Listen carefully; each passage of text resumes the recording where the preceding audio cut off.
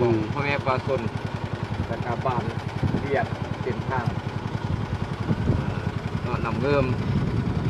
แถวนี้เป็นทุ่งนาหมดเป็นบ่แม่นแหละแถวนี้เป็นทุ่งไร่ทุ่งนาท่วมหมดแม่นแหละกระท่วมไปหมดอันนั้นเหลือไร่ทุ่งนาเจ้าเหลือแต่จอมถ้าคิดเป็นเปอร์เซ็นต์น้ำท่วมของบ้านตัดเดียวเป็น100%ของบ้านเลยตัวรัวเดี๋ยวนี้กะว่า90ละ90ต้นห้อยแหละเนี่ยเดี๋ยวนี้แล้วว่าผลผลิตนี่มันสิยั่งบ่หรือว่าสิได้ถือว่านำรถไปแล้วก็มันเขาสิเบิ่งกวดกล้าขึ้นว่ามัน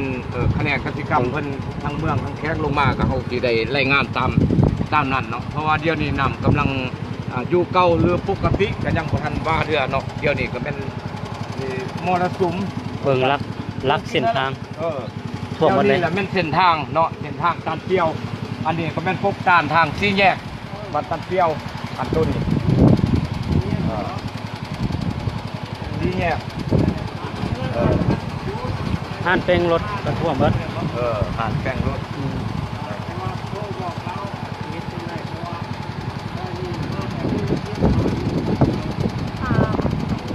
รายงานเบื้องต้นตอนนี้เป็นอยู่บ้านตันเปียวเมืองทุรพงศ์แสงเพชรจันทร์เนาะและตามที่เพิ่นได้มีการสรุปตัวเลขคร่าวๆจำนวนหลังคาเงินที่ว่าถึงน้ำท่วมตอนนี้มันมีอยู่160กว่าหลังคาเงินเจ้านี่แหละสภาพในตันเปียวจุดกลางอะไรนี่นะจุดนี้มันถือว่า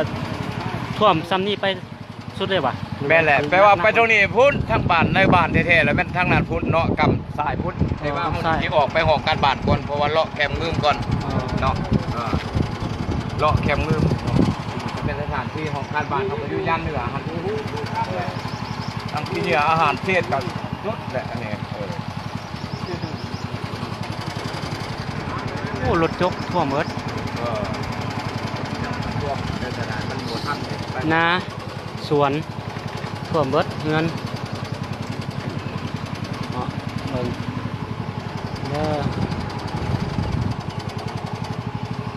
แชร์ให้คนได้เบิ่งหลายเด้อแชร์ไปให้ตัวเด้อเจ้าปัจจุบันทางบ้านเราต้องการสิ่งช่วยเหลือประเภทใดหลายที่สุดเจ้าการช่วยเหลือนี่ตรงข้ามนี่ก็เป็นเราทำป้านี่แหละมันเชื่อมันตัดขาดตัวไปสีเข้าสีน้ำยับยากได้หน่อยนึงเพราะว่าก็บางคนก็บ่ได้กักเทียมบางคนก็ได้กักเทียมไปเด้อระวังเด้อเบิ่งจากสภาพรถความสูงมันเขาเห็นได้เลยว่าตอนนี้เขาขี่เรือมันรถจากสายไฟฟ้าไปเลยก็ว่าได้ไปรถสายไฟฟ้าก็อยู่เพียงแค่นี้เลยตอนนี้ก็เป็นสภาพเขาขี่เรือ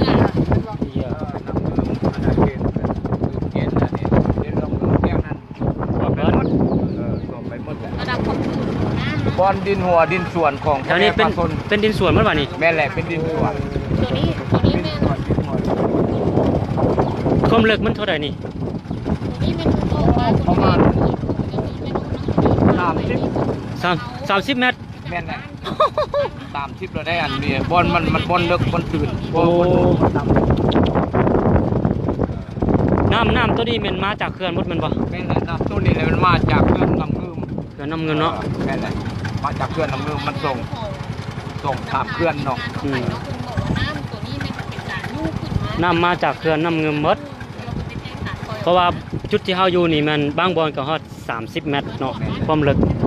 แต่ว่าขนาด3 เมตรเฮาก็ยังดำบ่ถึงแล้วอันนี้30 เมตรเนาะบางบอน30 เมตรบางบอนก็10 เมตรบางบอน15 เมตรแถวนี้มันมีบอนโน้นบอนรูปเนาะแถวนี้เป็นทุ่งนาเป็นสวนเอาเล่นเด้อลูกเอาเล่นได้ไปซื่อๆพุ่นไปพุ่นเลยงงพุ่นเพราะว่ามันเอาเล่นแถวนี้จากที่เป็นทุ่งนาแล้วก็เป็นสวนก็เบิดโอเค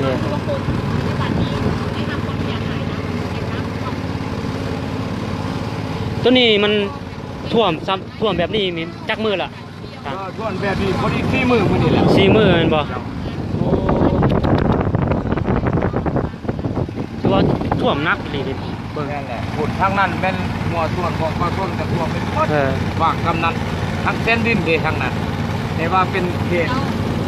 ที่ต้องกวาดต้นเด็กจำนวนนึงกับโบราณเก็บตู้มันไหนมันคนโน่น เพิ่นว่าเว้าไปแท้ฮอด30 เมตรที่จริงเจ้าเบิ่งอันเสาไฟฟ้าบางบอนมันกลายเสาไฟฟ้าเลยเนาะแต่ว่าบางบอนมันก็ท่วมเสาไฟฟ้าบางบอนก็ยังหน่อยเดียวเนาะแต่บางบอนมันก็ลึกบางบอนก็มันบ่เสมอไปเนาะ ระดับนี้ประมาณ10 ปลายเมตรนี่ 10 ปลายเมตรมันบ่ ไล่แล้วลุกแล้ว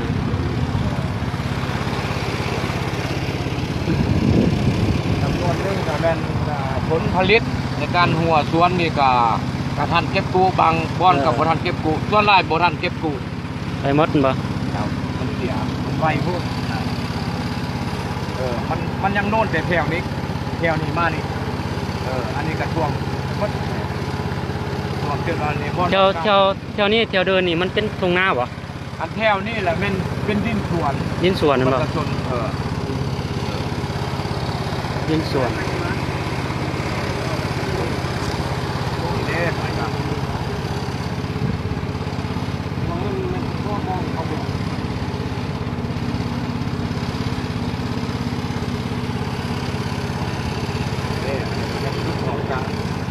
ของการบ้านบ่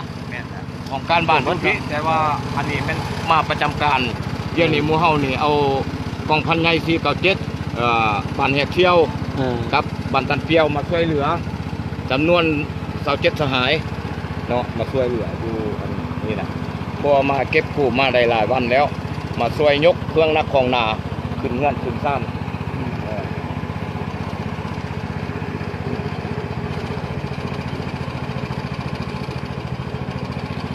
จำนวนนี้ยังบ่ทันรวมนี่ยังส่วนน้อยส่วนหลายถือว่ารวมไปแล้ว มันไหลแห้งบ่น้ำมันไหลออกทางไหนมันบ่ได้ไหลมันมาอ่างเลยบ่ มันไปอ้างให้แล้วมันออกคุณเองยังบ่ได้เชื่อบ่ได้พาบอกท่านเลาะเขาได้ อยากเลาะเบิ่งหมดนี่จะว่าไปหาบ้าน ในบ้านก่อนทางบ้านเลยเดี๋ยวนี้เฮาแต่นั้นมาติดตามข่าวเนี่ยได้จะเป็นให้บรรดาท่านนั่นเว้ากับในบ้านผู้ขาพับบ้านเพิ่นว่าได้ครับเพราะว่ามาเรียนหลายตัวเดี๋ยวไปมากัน เดี๋ยวนี้เป็นโนนสวนหัวมด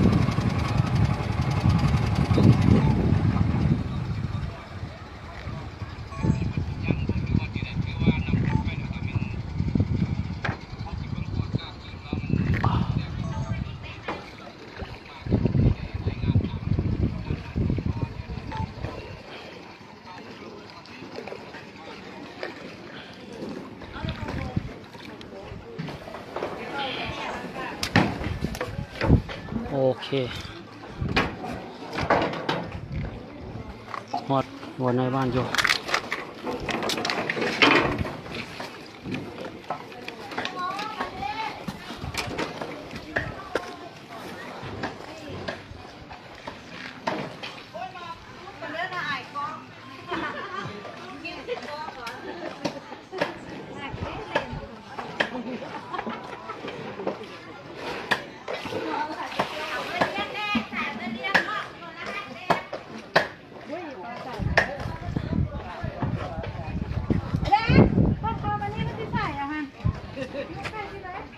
เบิ่ง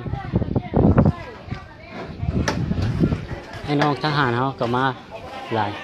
เนาะพอดีเขามาฮอดของการบ้านล่ะเนาะ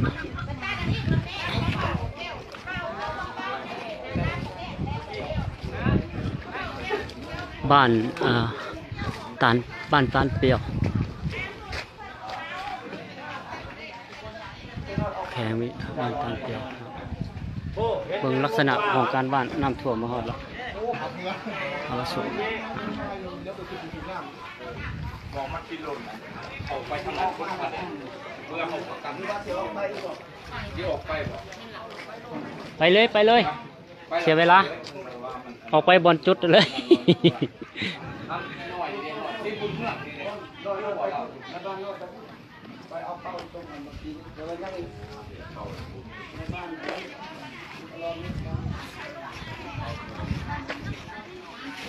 เ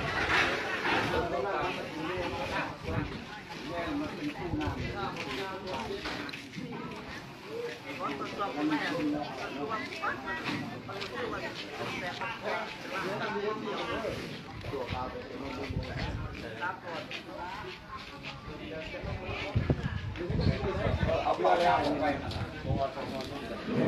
บางข้อ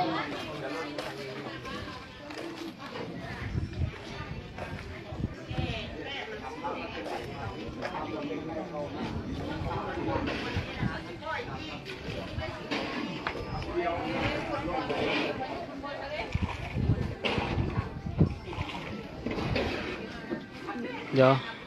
จังหน่อยแล้วสิไล่ต่อ